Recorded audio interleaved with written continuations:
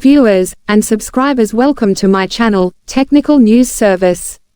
Here what we have for you in today's news headlines: July 12, 2023. Appliance store on fire in Spalding, Clarendon. 14-year-old girl injured in St. Elizabeth fire, completes 4 surgeries in US. COVID-19 positivity rate increasing. Motorists warned to expect delays in section of Lucy, Hanover. Also in the headlines. Man arrested after reported shootout with off-duty cop. Witness takes stand in former banker murder trial. And, escapee recaptured in St. Catherine.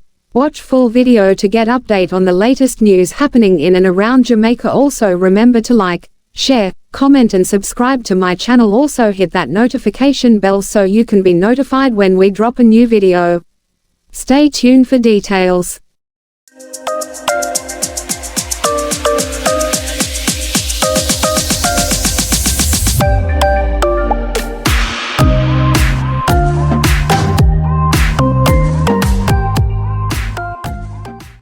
Now the news in details. Appliance store on fire in Spalding, Clarendon.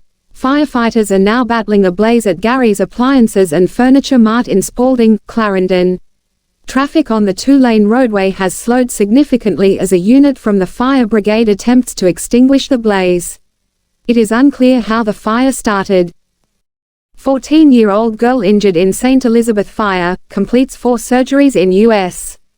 Doctors in the United States say they have completed 4 surgeries on the 14-year-old girl from St. Elizabeth High School, who was injured in a gas explosion at her home on June 16. The medical team in a press conference on Monday said they were encouraged by the progress of Aclia Dunkley, who they believed would not have survived if she had arrived at the facility later than when she did.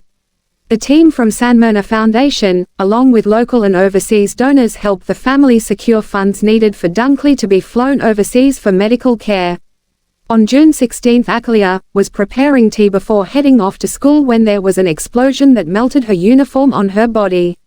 Reports are that when Aclia arrived in the USA it was 5 days after she got burnt. Not ideal, but it was better late than never, according to Dr. Zahin Hassan, president of the JMS Burn Center.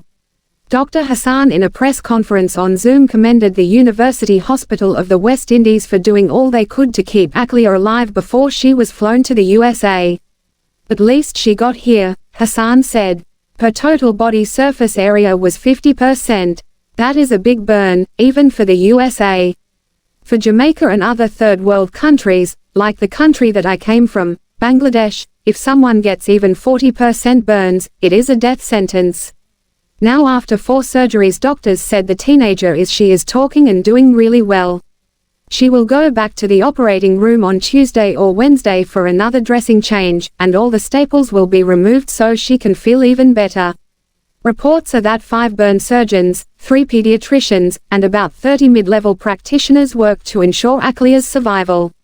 Ruphima Dunkley, father of the child, said he did not have the words to explain how grateful he was and expressed that with God in the vessel, we can smile at the storm. COVID-19 positivity rate increasing. Minister of Health and Wellness, Dr. Christopher Tufton, is urging Jamaicans to continue observing the COVID-19 prevention and control protocols, as the country experiences an increase in the positivity rate. Although the COVID-19 numbers are relatively low, a continued increase in the positivity rate may result in increased numbers, including hospital numbers, Tufton told the House of Representatives today. The health minister reported that overall, the actual numbers are not showing a consistent increase.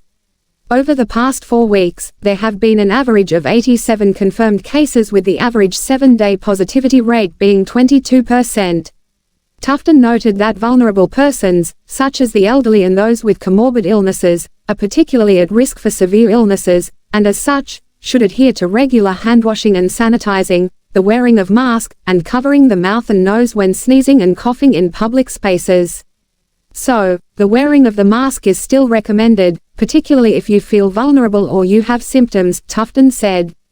He continues to encourage eligible persons to take the influenza and COVID-19 vaccines, especially the vulnerable populations, which include the elderly, the young, pregnant women, and our healthcare workers.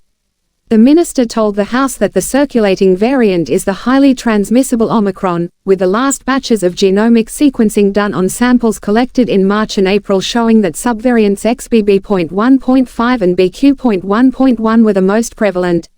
Minister Tufton said that across the nation's hospitals, COVID-19 admissions are generally low, with less than 20% of isolation spaces occupied. An average of 100 inpatients are recorded daily, which has been the case since January this year and includes both suspected and confirmed cases. The proportion of confirmed cases, however, has shown an increase over the last month from 12 confirmed cases on June 12 to 35 on July 10. Of that number, 13 were moderately ill and 1, critically ill. There were no severely ill patients, he said. Overall, the minister said that hospitals are experiencing an increase in admissions, with the Southern Regional Health Authority comprising Clarendon, Manchester and St Elizabeth at 149% of capacity, and the Western Regional Health Authority, which entails Trelawney, St James, Westmoreland and Hanover, at 94%. The Southeast Regional Health Authority, which serves residents of St Catherine, St Thomas, Kingston and St Andrew, and the Northeast Regional Health Authority, covering St Anne, St Mary and Portland, are at 68% and 63%, respectively. In the case of Serra, however, the Spanish Town Hospital and the Kingston Public Hospital are between 95 and 100% of capacity. As of July 10, 2023, Jamaica has recorded a total of 155,455 confirmed COVID-19 cases and 3,586 related deaths. Globally, as of July 6, 2023, there were 767,726,861 confirmed cases and 6,948,764 deaths. Motorists warned to expect delays in section of Lucy. The National Works Agency (NWA) is advising that motorists may experience delays along Seaview Drive in Lucy, Hanover, on Wednesday. The agency says it will be carrying out work to asphalt a section of the roadway in the vicinity of the Lucy Seventh-day Adventist Church. Community Relations Officer for the NWA's Western Region, Janelle Ricketts, says the work will result in sections of the roadway being periodically reduced to single-lane access. The NWA earlier replaced a defective culvert, which had undermined a section of the heavily used corridor. Motorists are being reminded to obey the posted warning signs and the instructions of flag persons. Man arrested after reported shootout with off-duty cop. 22-year-old Malik Peart, a painter of Havendale Drive, Kingston 19 has been arrested and charged with shooting with intent, possession of a prohibited weapon, and unauthorized possession of ammunition following a reported confrontation with an off-duty police officer along Beatrice Crescent and Rosalie Avenue, Kingston 11 on Tuesday, July 4. Reports from the Hunts Bay Police are that at about 7:30 p.m., the off-duty officer heard explosions and saw Peart and 3 other men with handguns coming from a premises. The men challenged the off-duty officer and made their escape from the area. Peart later turned up at the hospital with gunshot wounds. He was positively identified by the officer and he was subsequently placed under police guard and charged. His court date is being finalized. Witness takes stand in former banker murder trial. Leon Hines, co-accused in the murder of Andrea Lowe Garwood, was the first witness to take the stand in the Trelawney Circuit Court on Tuesday in the trial of Jarvan Garwood, the stepson of the victim. Hines, who was sentenced to 6 years in prison for his involvement in the crime, is now the Crown's witness after agreeing to provide evidence against both his co-accused. Javon is charged with murder and accessory to the fact. Dwight Bingham, the other co-accused in the murder of the then 51-year-old banker, pleaded guilty and will be sentenced on July 25. Escapee recaptured in St. Catherine.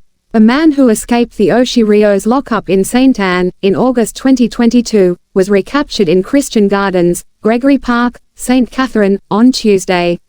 He is 33-year-old Jermaine Rogers of Mile End, Oshi Rios. That's the news for today from the Technical News Service. Hope we were informative and keeping you up to date with the latest news from Jamaica. Please remember to subscribe and hit the like button. Thanks for watching and stay safe.